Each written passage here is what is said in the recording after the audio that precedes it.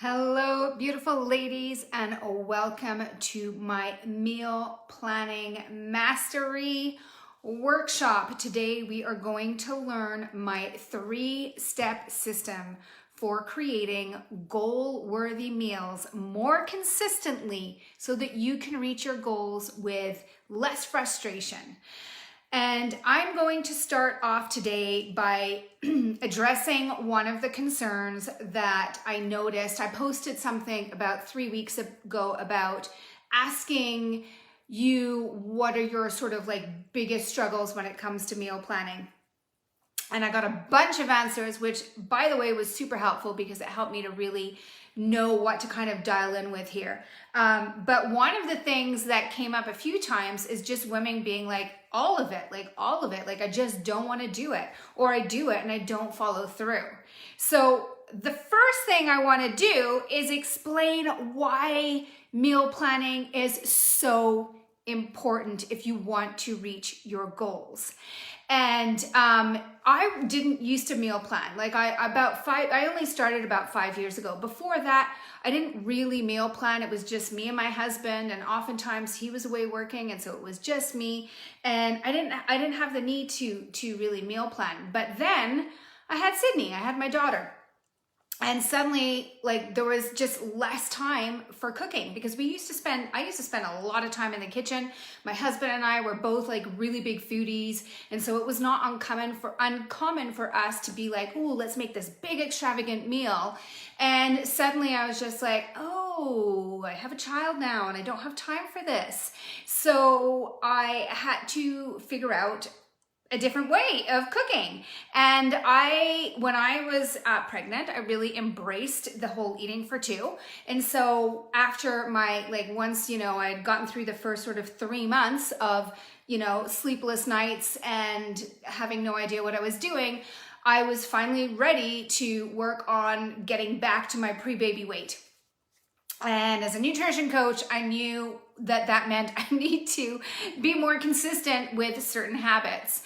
And that's when I started meal planning, and that's when I started meal prepping and just starting to come up with strategies so that I could eat meals that I knew would help me reach my goals and do it more consistently every single day, basically. And that's where meal planning really became just something that I do consistently all of the time. And so for the ladies that are out there that are just like, I just don't feel like meal planning, or I just don't want to, or you're noticing some resistance to change, this is how I want you to think about meal planning moving forward. Okay, so I want you to kind of think like the coach of a football team, right? He's got his playbook, right? His playbook are like all of the strategies that he has or she has in order to win, okay? Or the general of an army. The general of an army has a plan of attack, right?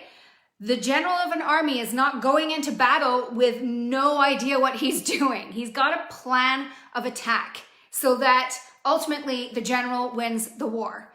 That is how I want you to think about meal planning. This is your plan of attack. It's your playbook. It is everything that's going to help you get the results that you want because you're going at it with a strategy. You're not winging it, okay? So I hope that gives you a little bit of a pep talk about why meal planning is so important if you are noticing resistance to change. And now we're going to go into more of the implementation strategies, like how do you do it? So give me a thumbs up if you are ready to learn. And if you are watching me live, put a live in the comments. And if you are catching the replay, please put a replay in the comments so that I can see who's seeing this. And let's dive in. So like I said, what I'm going to be doing in the next 30 minutes is, we just talked about why it's really important to improve your consistency and have success. But I also want to show you the framework that I use and that I teach my clients that I have been essentially developing over the past 5 years, right? I did not become a meal planning pro overnight. This is like, I am continually still now coming up with different strategies to make sure that I have meals that are goal worthy consistently. Okay, so 3 different plans. All right. Hi, Diane. Hi, Alice. Hi, Joan.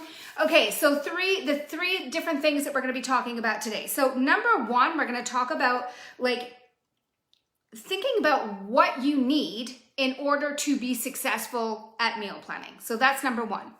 Number 2, we're going to talk about meal planning strategies specifically. So how to decide what to make while keeping it simple and doable and tasty and to add variety, because those are all the things that you guys told me that you struggle with.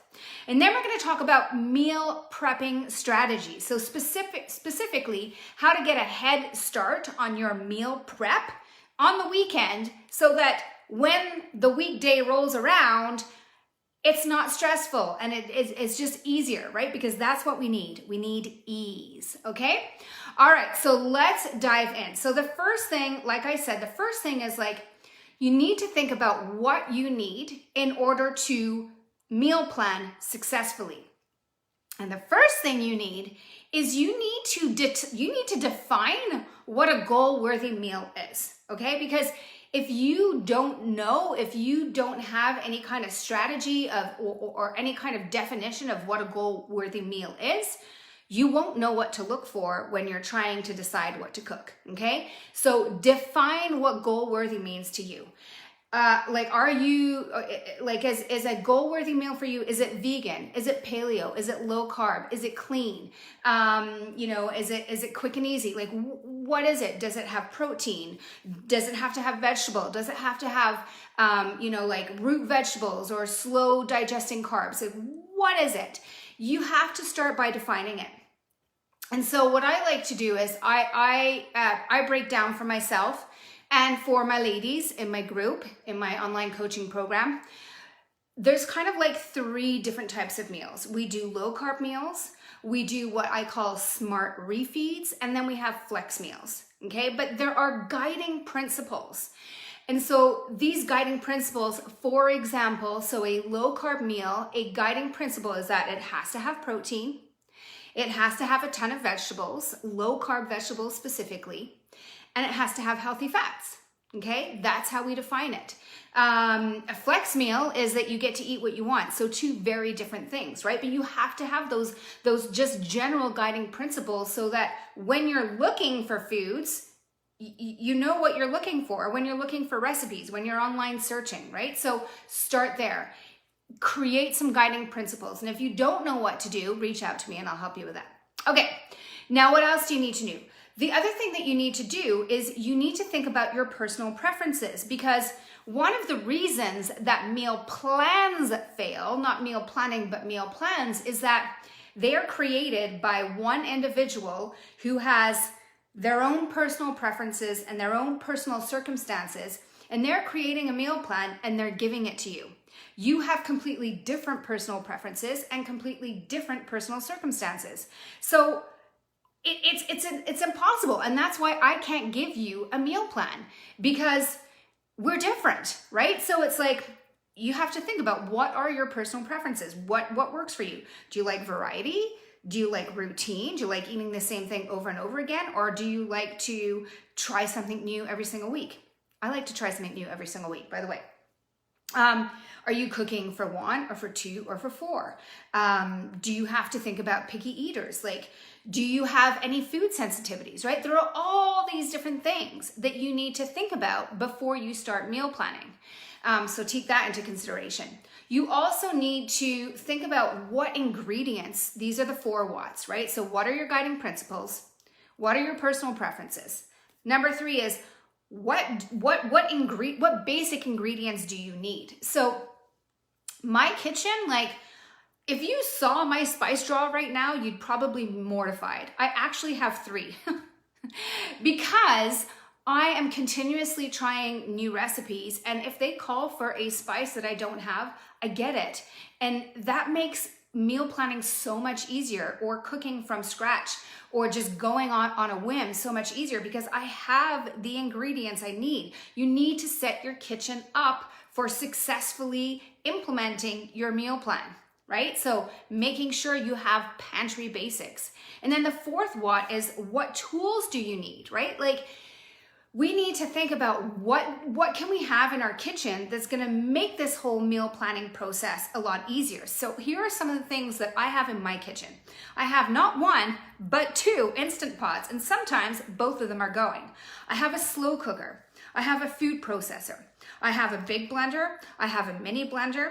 I have a thing to make zoodles. What else do I have? I have casserole dishes. I have nonstick pans. I mean, these are basic things, but if I don't have a nonstick pan, I do not want to be in the kitchen, because how frustrating is it to have to like scrub off all of your leftover foods? So invest in some tools that are going to make meal planning easier, simpler, and more enjoyable, right? So this is the first step. So thinking of those 4 whats that are going to help you actually implement your meal plan.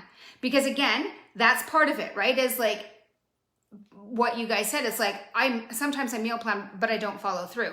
Well, potentially it's because your meal plan is a bit too complicated.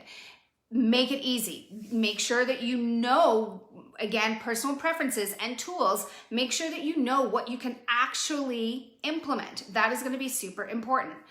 Air fryer. I do have an air fryer, Diane. I forgot that one. Actually, I just got a new oven. My whole oven is an air fryer. Very cool. Okay, so that is step 1, is understanding like what do you need in order to become a meal planning boss, okay? We're gonna move on to step number 2. So step number 2 is our meal planning strategies, okay? So this is how to decide what to make, all while keeping it simple, doable, varied, and most importantly, tasty, because I do not want you to eat chicken breasts and steamed broccoli for the rest of your life. Blech. That's gross, okay? All right, so we're gonna start with the first step, okay? The first step when it comes to meal planning is that you need to plan for obstacles, even the ones that you don't know about yet, okay? It's because it's about more than just knowing what to eat on any given day. It's about kind of being proactive about trying to, again, create goal-worthy meals more consistently. So super important for you to, proactively think ahead. And again, you want to be thinking of things that you know about, like maybe, every Thursday you have to go to your kid's hockey game, or you've got a bike ride planned with a friend on Tuesday, or maybe you've got a late night meeting. But then there's going to be unexpected, right? There's going to be unexpected obstacles that come up that you will not know of ahead of time. So maybe you forget to thaw the chicken, right? Like you get home on Wednesday and you're like, I was supposed to make chicken tonight and I don't have it because I forgot to thaw it, or whatever it may be. Or, you get caught in traffic, or whatever it may be. So we need to start thinking ahead, and we need to have strategies to plan for obstacles that we know about and obstacles that we don't. Okay, so let's start with the obstacles, the expected obstacles, the ones that you know are coming, whatever they may be. Usually it's because women are super busy driving kids around during the week or whatever it may be. Okay, so here are some ideas that are going to help you. These are like strategies essentially that you can use. So number 1 is batch cooking. So batch cooking is essentially when you're making like copious amounts of a certain food, and then you're saving some of them for later. And so easy go-tos at my house would be like spaghetti sauce, chili, soups, right? And so I can batch cook those meals. I can make large quantities, and then I can store them in the freezer individually in individual containers. And so that this is something I can easily pull out on a busy night. So if I know that I have like no time to cook my meal, it's already done. I just get the spaghetti sauce out and make my spaghetti, right? Super simple. The next one is leftovers, right? Just leftovers. I know some of this is basic, but again, just try it, right? And again, think about this as this is your playbook. This is your plan of attack, right? These are like strategies that you can use, right? So leftovers. One thing that I do a lot of these days is I cook 3 times and I eat 6. And this is really, really good tip for my ladies out there that are cooking for like 1, or maybe you're cooking for 2.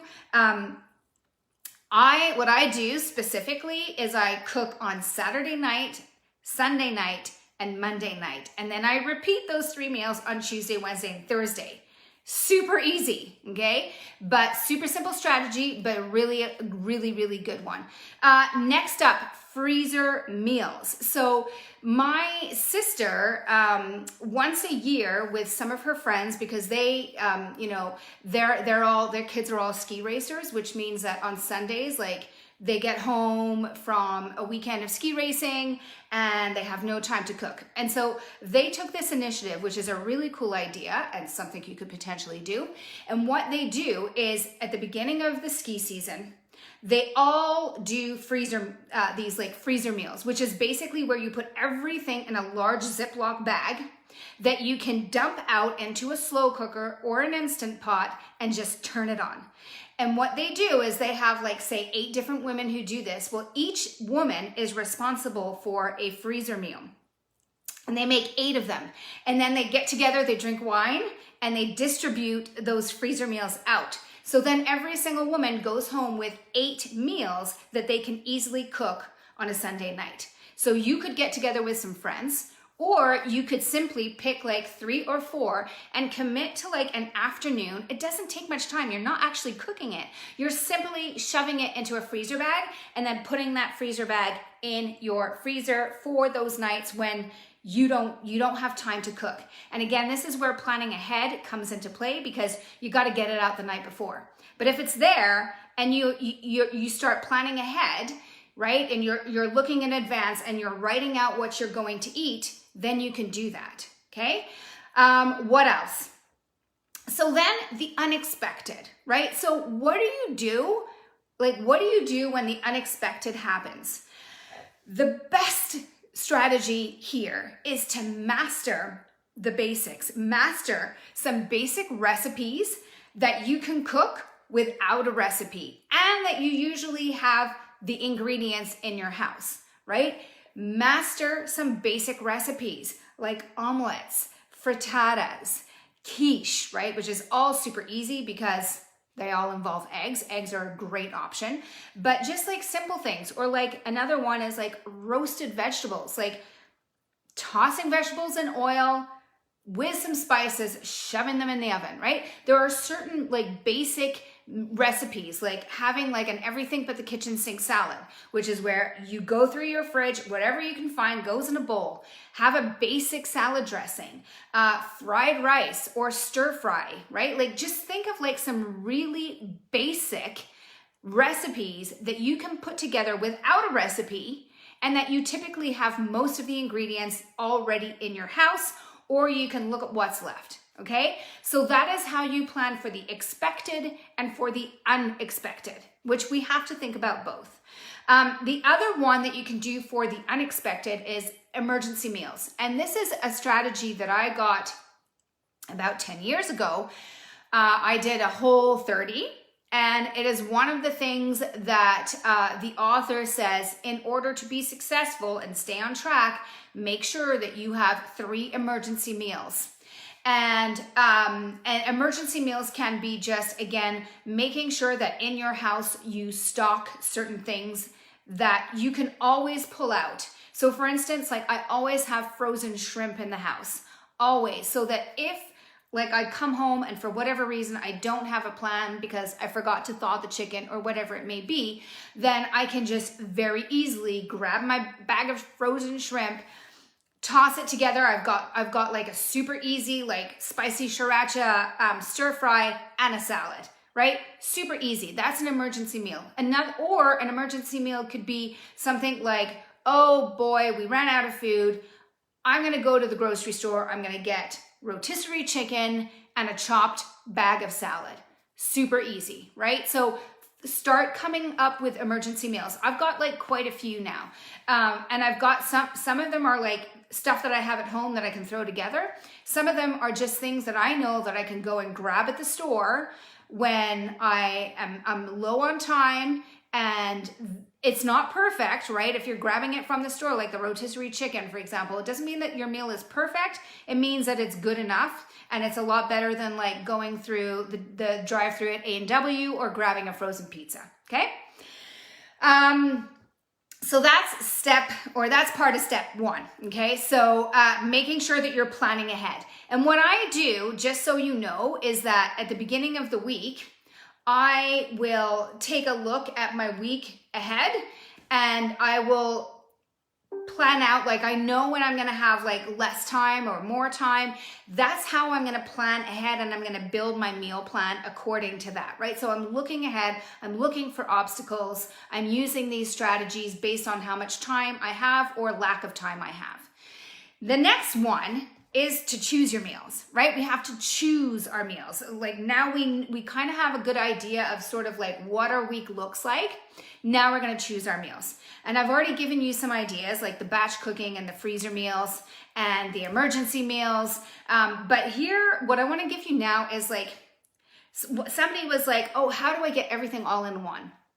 So I wanna give you 8 ideas of different meals that you can put together where it's basically all in one, where you really don't have to make multiple decisions. It's not like I'm gonna do roast chicken and then I'm gonna have some roasted potatoes and then I'm gonna roast some vegetables or whatever it may be. That's like, you've gotta choose 3 things. So all-in-one meals, those are like the best.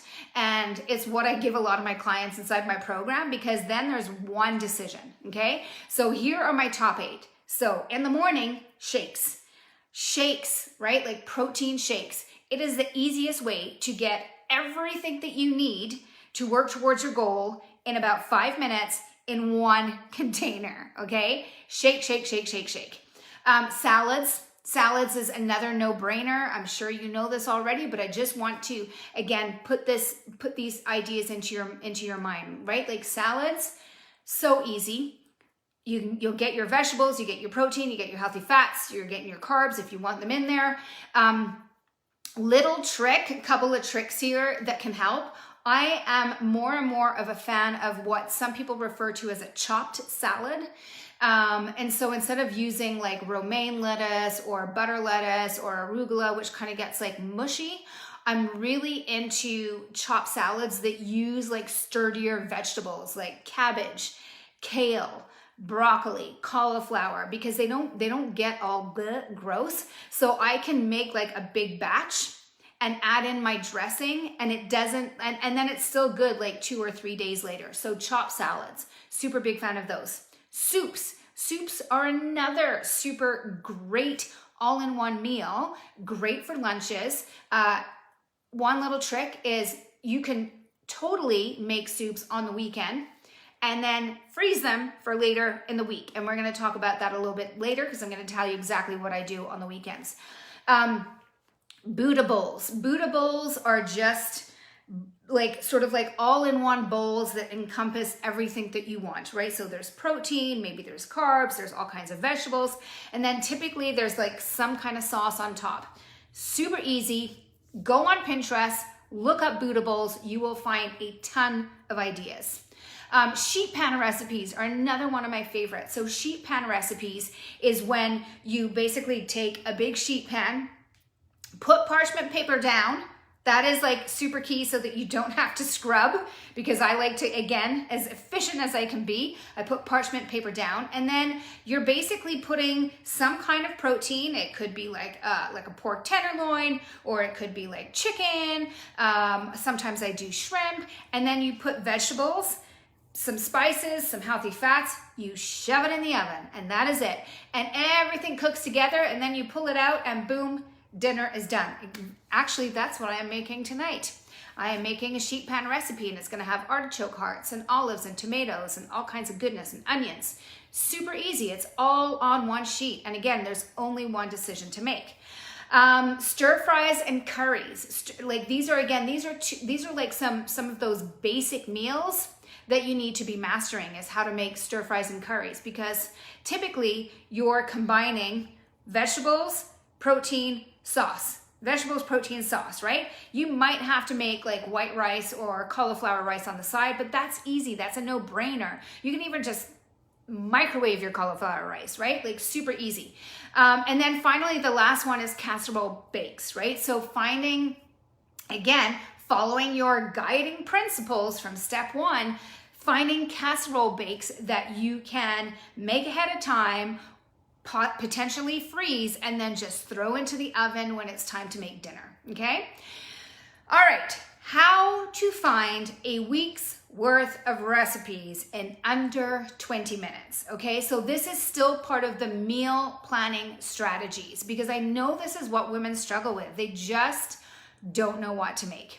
So you gotta put a little work in here, but if you do this consistently, you will have a repertoire of recipes that you can go back to. At the beginning, it's gonna take a little bit of work. But I wanna tell you some of the, again, strategies that I use to find recipes that are, again, goal worthy, right? Follow certain guiding principles. So number one is cookbooks. It's an obvious one, but you know, if you've got the same cookbooks that you had 10 years ago, they might not be goal worthy anymore, right? So again, what are your guiding principles? So for me, in my cookbook repertoire, I have paleo cookbooks. I have keto cookbooks. I have Instant Pot cookbooks. I have cookbooks that are dedicated to salads. I have cookbooks that are dedicated to vegetable side dishes. And so figure out like what are your guiding principles and then invest some money into getting some cookbooks. Number two is find blogs that follow your guiding principles, right? So again, it's going to be different based on your personal preferences, based on the way that you like to eat. But there are other people out there that follow the same principles as you, and they have dedicated their life to creating posts to help you find the meals that you want. So find some blogs, go into Google. Like once you know your guiding principles, you can use like keywords and hashtags in order to find them, right? So like keywords, for example, you could go onto Pinterest and you could be like paleo Buddha bowl, or you could go on and you could be like low carb sheet pan recipe, or you could go on and you could be like vegan Instant Pot recipe. So use those keywords to find recipes, to find blogs. And when you find a blog that you like, when you find a blog that you try their recipes and you're like, wow, every time I try one of these recipes, it's amazing, get on their newsletter. They will literally send you ideas every single week. So one of my big things that I do right now, I'm currently obsessed with New York Times cooking, which I have to pay for. I think I pay like $50 a year, maybe. But what I do is, so I pay for them and now I can access their entire inventory of recipes. But every week they send me about 3 emails of what to cook this week, what to cook midweek, what to cook on the weekend. And I just save them up. And on Friday, I go through those 3 emails and I'm like, ooh, that sounds good. Oh, that sounds tasty. Oh, that sounds good. And honestly, most of my meals right now come from New York Times Cooking. So get on the newsletters. They will literally send you ideas so you don't have to come up with them. Next up, meal planning apps. There are so many meal planning apps out there that literally, again, if you need help, they will do the work for you or they will simplify it. So the 2 that I really like, one is called Meal Lime. My sister introduced it to me like, I don't know, 5 years ago. I don't use this one, but I have in the past, and I know my sister uses it like religiously. And what you can do is there's all these different recipes. You can pick what you want. You can put in like certain ingredients or whatever it is. And then a lot of them, if you pay them like a small fee per month, like $10 a month, they will literally generate a grocery list for you. So Meal Lime is a really good one. Another really good one is, the Keto Diet app. Really big fan of that, especially for my low carb ladies that are out there. Because again, you can basically find recipes and then have the app generate a grocery list for you. Super, super easy. New York Times Cooking does it as well. So when I see a recipe that I want, I just say add to grocery list, and then I can check off what I already have from my pantry basics, and my list is there. Like that, it doesn't get any easier than that. The other thing that I would recommend is start to keep a collection of your favorite recipes, right? So as you're building your repertoire, as you're finding new recipes that you like, figure out a way to collect them. So Pinterest obviously is a platform that's dedicated to that. You can go on mine. I don't even know what it's called right now. I'll post it. And I've already done all of this work for you. Like I've got it like laid out into like protein and side dishes and instant pot meals. You can literally go and take my collection of recipes if you want to, or you can build your own. You could create boards based on the strategies that I'm teaching you today, but you need to somewhere, you've got to collect them, because a lot of us, we don't have cookbooks anymore. We're relying more on the internet, more and more and more and more and more, but we need a way to kind of save them. The other thing that I do is bookmarks, right? So if it's blogs, I am a total, like, I use the bookmarks on my laptop.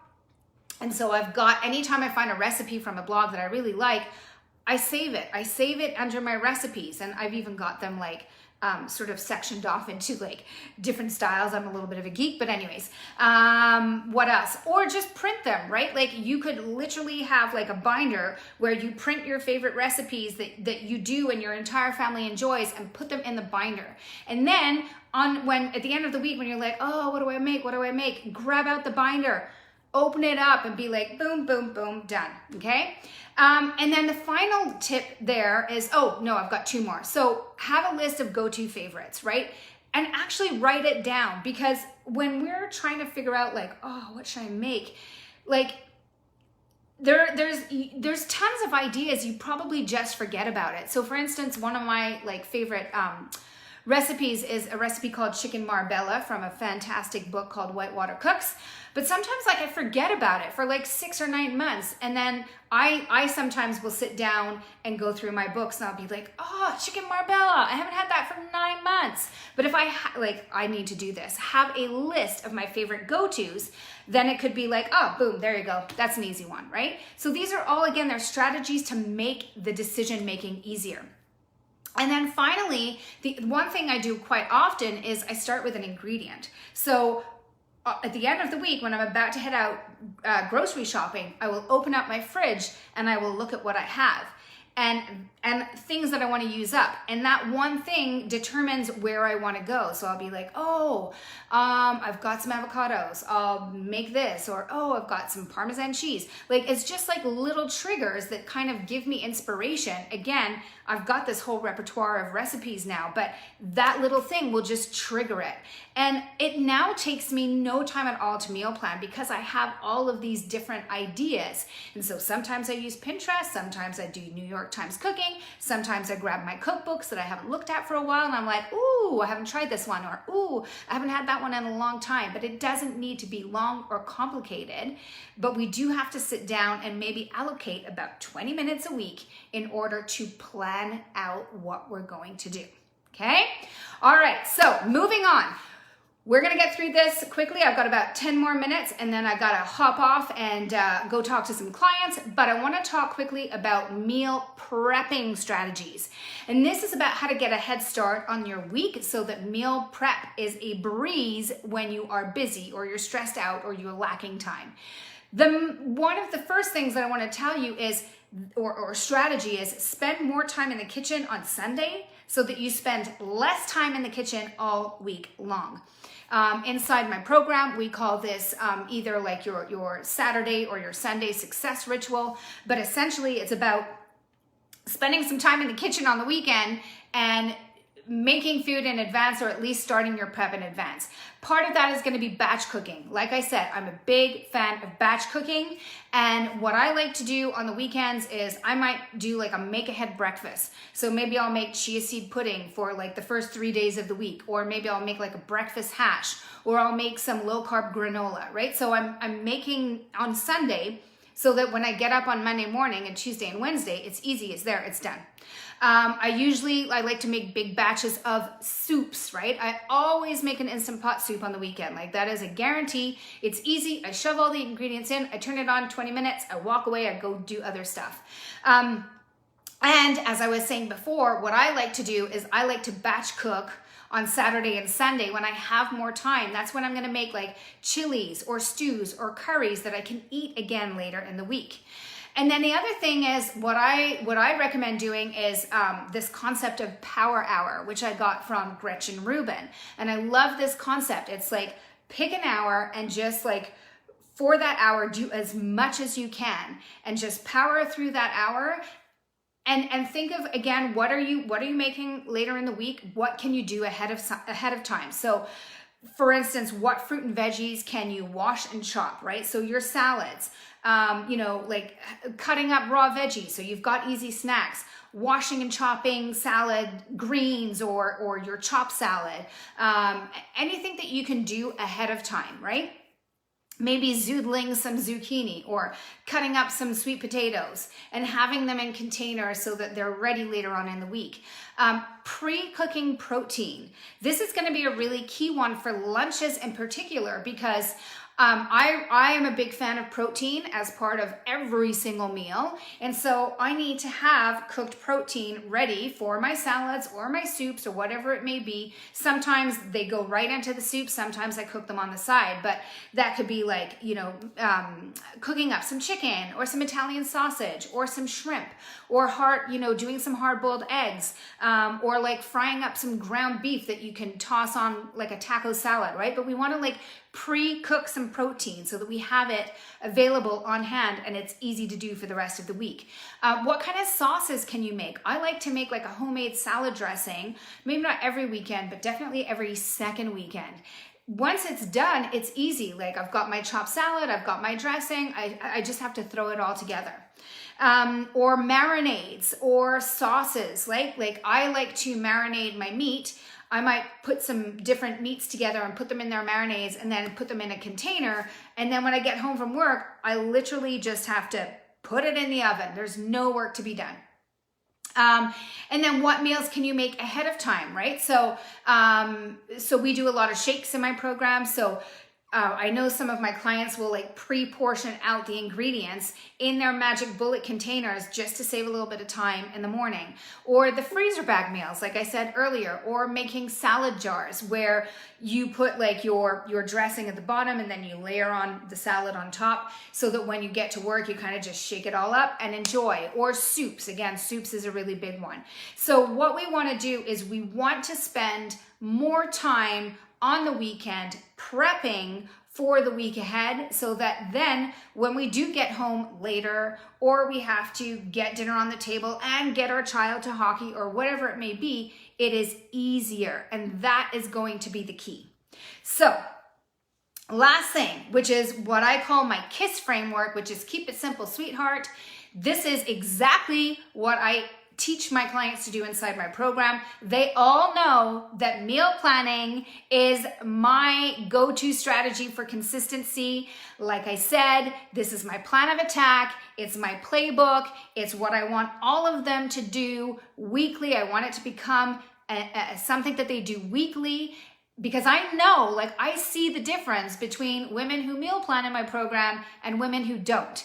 Some of them can get away with it. Some of them not so much. Usually the ladies in my group that have, perhaps they're retired and they have more time on their hands, they can get away with it. But my busy ladies, my ladies who have lots of kids and they have a career, they need to be meal planning and they need to be meal prepping in order to be successful. I see it all the time. So super easy. This is my framework. So number one, I give them a sheet, and on that sheet, there are 21 slots for 21 meals. And on the other side of the sheet is their grocery list. And so they have to sit down once a week, plan out their 21 meals, and then get their grocery list and then head off to the grocery store and pick everything up. What we like to do, and this is like a super simple formula. They don't have to follow it to a T, but this is like just to get them started, because I know like sometimes it's like, I don't know what to do. This is a simple framework. And then once women kind of get a handle on it, you can kind of go from there. But a super simple one is to pick out a soup. Pick out a soup that you really like. Pick out a salad that you really like. Make both of them on a Sunday, okay? So your soup, you're going to then freeze and put in the fridge for later in the week. Your salad, you're going to put together and then decide if you're going to put the dressing or not based on what kind of vegetables are in there. But that's what you're going to eat at the beginning of the week. And so what I say is like, I tell them like, make the salad and have it on Sunday and on Monday and on Tuesday. Make your soup and have your soup on Wednesday, Thursday, and Friday. And now all you really have to think about is Saturday, which is typically going to be leftovers because we always make too much food. Super simple. There is lunch taken care of. For breakfast, we only do 3 things. Either you're going to have a shake, or you're going to do eggs and veggies, or you're going to do a make-ahead breakfast. It doesn't really matter, but on Sunday, do a make-ahead breakfast, enjoy it on Sunday morning, and enjoy it again early in the week, and then finish off your week with shakes. Boom, there is breakfast done for you. And then now all we have to do is dinner. And when it comes to dinner, as you know, big fan of leftovers. So that is one option, is just to cook once and eat twice, right? Or pick some of the strategies that I gave you that are simple. The Buddha bowls, the sheet pan, the Instant Pot, the slow cooker. And all you then have to do is pick out your dinner. And boom, your meal plan is done. And if that feels completely overwhelming, because you're just like, there is just no way I'm gonna pick 21 meals, Haley, this is my challenge to you. Start by just picking dinner from Monday to Friday. Just dinner. What are you gonna eat for dinner from Monday to Friday? Start there and build on your meal planning practice from there. But I promise you, if you commit to doing this, if this becomes for you a non-negotiable, which it is for me, you will see such an impact on how consistent you are.